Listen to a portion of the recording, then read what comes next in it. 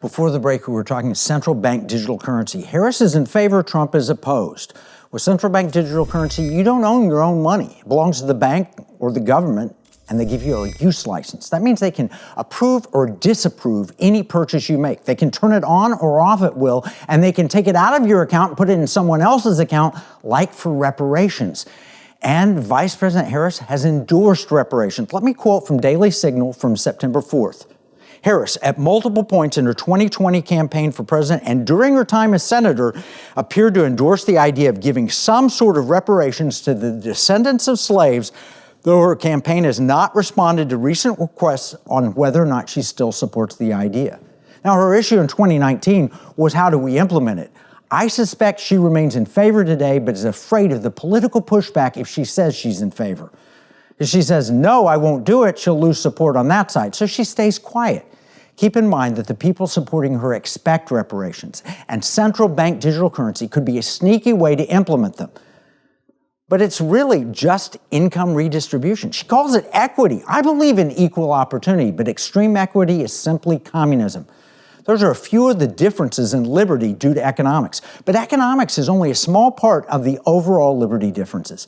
Let's talk personal liberties. Even without implementing CBDC, your personal liberties will be at risk in a Harris administration.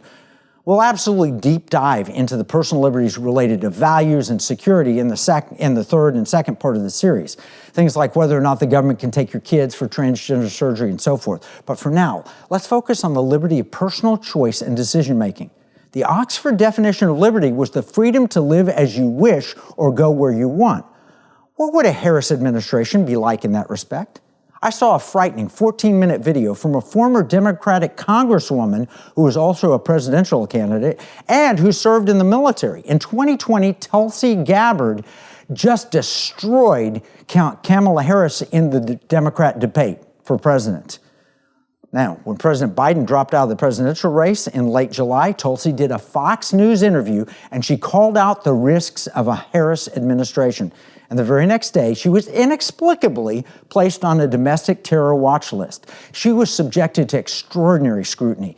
As she explains in her video, she calls it retaliation.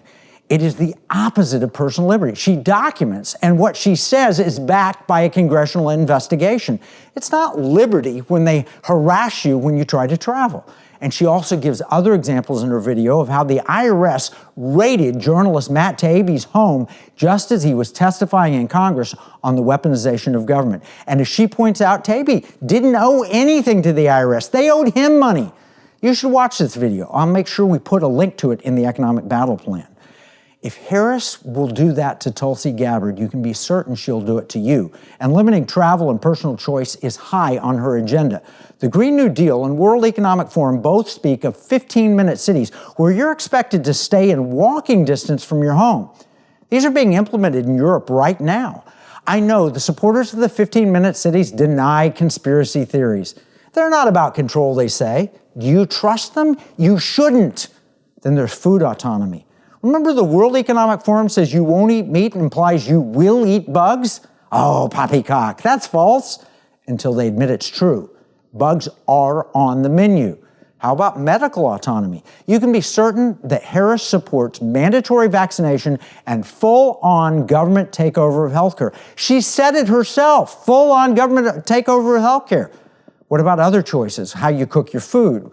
What transportation you choose? Harris is no doubt in favor of banning gas-powered stoves and gasoline-powered automobiles, even if she keeps them for herself.